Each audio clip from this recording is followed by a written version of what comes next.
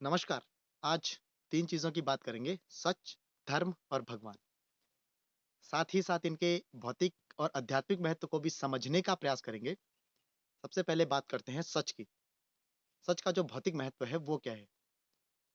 हमारे सिस्टम ने हमारे समाज को व्यवस्थित रखने के लिए कुछ लॉ एंड ऑर्डर मेंटेन किए हैं। क्यों? ताकि हम एक-दूसरे का शोषण ना कर सकें, हम जो ह्यूमन बीइंग्स हैं, एक-दूसरे पर अत्याचार ना कर सकें, एक-दूसरे पर अपना वर्चस्व स्थापित ना कर सकें। तो इसके लिए हमारे सिस्टम ने कुछ लॉ एंड ऑर्डर मेंटेन किए हैं। तो ये जो भौतिक सच है, ये भी इसी का एक महत्वपूर्ण पार्ट है। फॉर एग्ज़ाम्पल कोई क्रिमिनल क्राइम करके जुडिशियल हिरासत में चला जाता है। अब वहाँ पर उसको दंड मिलना है। कोई एक विटनेस वहाँ पर जा कर के बोल देता है कि यस, इसने ये क्राइम मेरे सामने किया है, तो उस क्रिमिनल को दंड मिल जाता है। इसका मतलब जो विटनेस है उसने सच बोला है। पर क्या ये सच गारंटेड है? नहीं, ये गारंटेड नहीं है। उसी की जगह पे कोई और भ्रष्ट विटनेस आकर के अपने ईमान को बेच करके या अपने क्षणिक सुख के लिए, टेम्परेरी हैप्पीनेस के लिए, वहाँ पर झूठ भी बोल सकता है। इसकी क्या गारंटी है कि वो सच ही बोलेगा? समाज इतना भ्रष्ट है कि कोई भी भ्रष्ट आदमी भगवत गीता, बाइबल या कुरान पर हाथ रख करके सच ही बोलेगा, इस बात की क्या गारंटी है? तो ये जो भौतिक सच है, ये हमारे समाज में होना चाहिए, लेकिन ये गारंटेड नहीं है। हमारे समाज को मेंटेन रखने के लिए ये ज़रूरी भी है, ये होना भी चाहिए, लेकिन ये गारंटेड नहीं है, इसकी कोई गारंटी नहीं। तो ये हो गया भौतिक सच। अब बात करते हैं आध्यात्मिक सच की। आध्यात्मिक सच का मतलब है जो गारंटेड है, जो परमानेंट है, जो सस्टेन है, जो हमसे पहले भी था, हमारे साथ भी है और हमारे बाद भी रहेगा। जैसे सूर्य हमसे पहले भी थे, हमारे साथ भी हैं, हमारे बाद भी रहेंगे। हवा हमसे पहले भी थी, हमारे साथ भी है, हमारे बाद भी रहेगी। हमारी आत्मा हमसे पहले भी थी, हमारे साथ भी है, हमारे बाद भी रहेगी। तो ये है आध्यात्मिक सच। इसको देखने के लिए बहुत ब्रॉड विज़न चाहिए, एक्सपेंशन ऑफ माइंड चाहिए, दिमाग का खुला होना इसके लिए ज़रूरी है।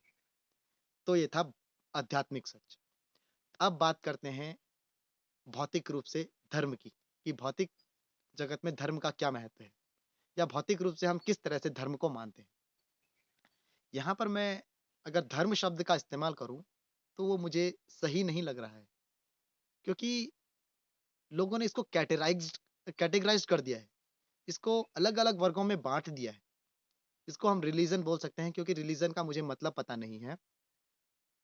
लोगों ने क्या कर दिया है कि हम इस कैटेगरी के हैं, आप इस कैटेगरी के हैं या वो दूसरे उस कैटेगरी के हैं। कैटेगराइज़्ड कर दिया है। इस कैटेगरी के अपने ऊपर ढक्कन लगा दिए हैं।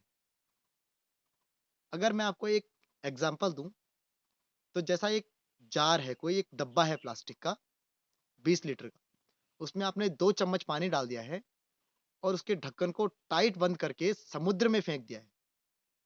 अब वो डब्बा समुद्र में तैर रहा है और खुश हो रहा है कि मेरे अंदर पानी है। समझ रहे हैं? उसको उस 2 चम्मच पानी का घमंड है। उसको ये पता ही नहीं है कि मैं अथाह समुद्र में तैर रहा हूँ। बस फ़र्क क्या है कि मेरा ढक्कन बंद है, मेरा ढक्कन लगा हुआ है। उसको ये पता ही नहीं है कि अगर ये ढक्कन खुल गया, तो इस तरह के इनफ़ाइनाइट असंख्य जार भी आ जाएँगे, फिर भी ये पानी उनमें समाहित नहीं हो सकता। तो इस तरह के लोगों ने अपने दिमागों में ढक्कन लगाए हुए हैं। अपने आप को सुपीरियर समझते हैं कि हम जो सोचते हैं वही सही है, बाकी दूसरे जो सोचते हैं वो गलत है। ऐसी सिचुएशन में मैं पर्सनली क्या करता हूँ, हर चीज़ को पढ़ता हूँ, हर चीज़ को सुनता हूँ, हर चीज़ को समझता हूँ।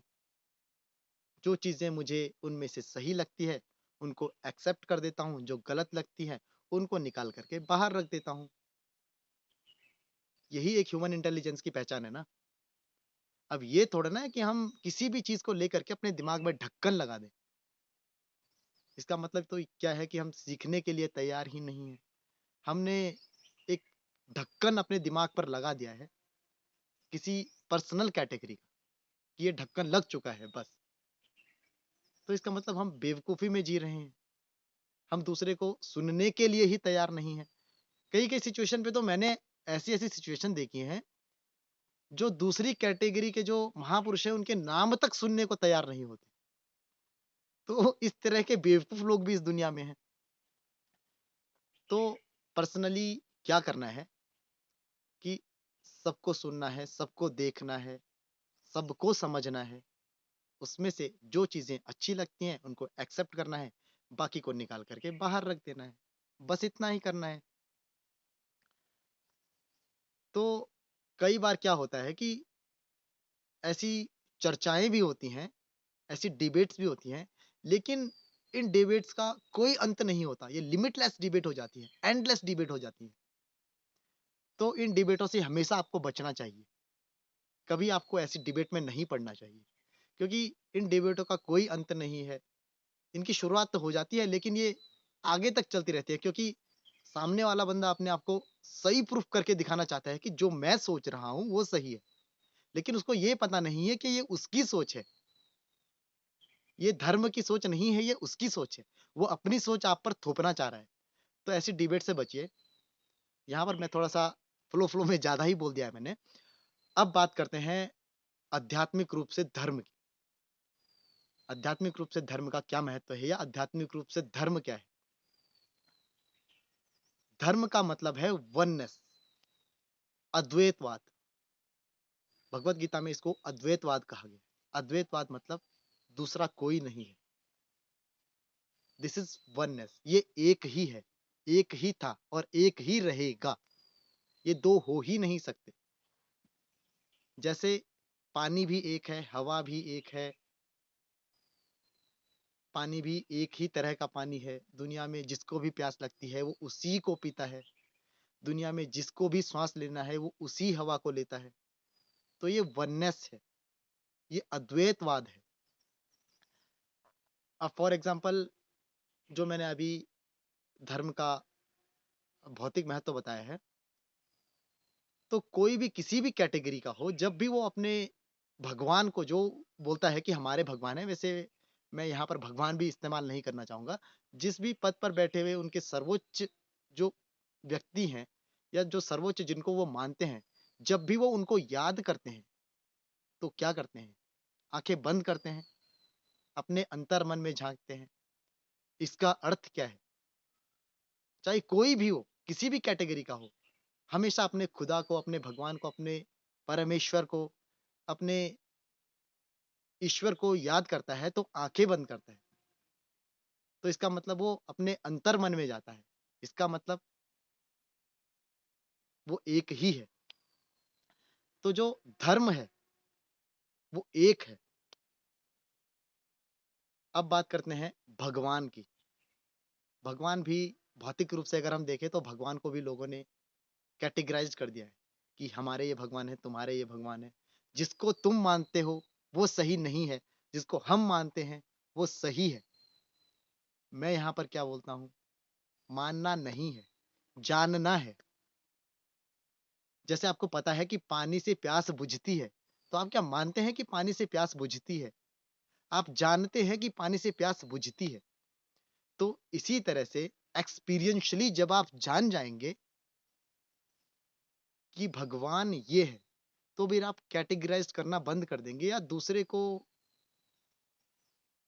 एक जो हम दूसरे को ये बोलते हैं कि यू आर नॉट राइट, तो आप वो बोलना बंद कर देंगे। तो कैटेगराइज़्ड मत कीजिए, भगवान एक है, वो 2 हो ही नहीं सकते।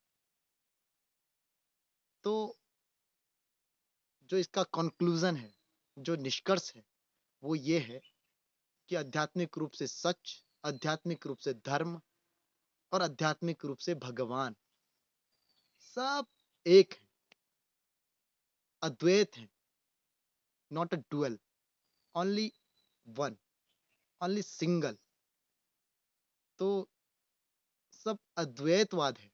अगर आप इन तीज़ों तीनों को भी जोड़ करके देखते हैं, तो ये तीनों भी एक ही हैं, सच, धर्म और भगवान, तीनों एक ही हैं, 2 नहीं हैं, 2 कुछ हो ही नहीं सकते।